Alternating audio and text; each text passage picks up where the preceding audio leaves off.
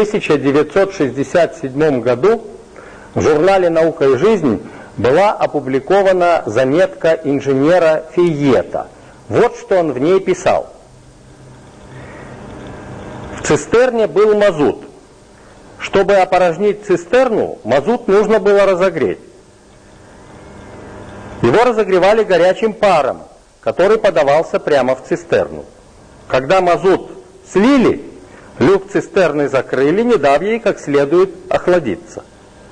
Пар в цистерне сконденсировался, давление в ней резко понизилось, и атмосферный воздух раздавил цистерну.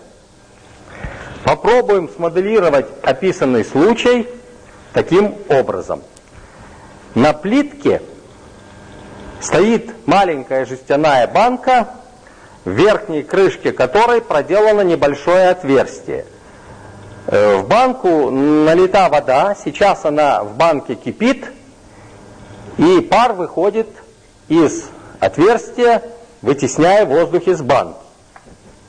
Снимем банку с плитки, ведь я надел перчатку, чтобы не обжечь руку, и заклеим отверстие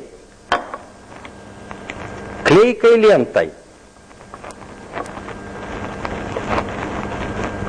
После чего опустим банку в холодную воду.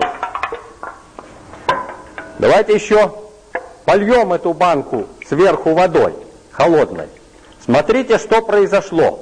Атмосферное давление сплющило банку, совершенно ее деформировав.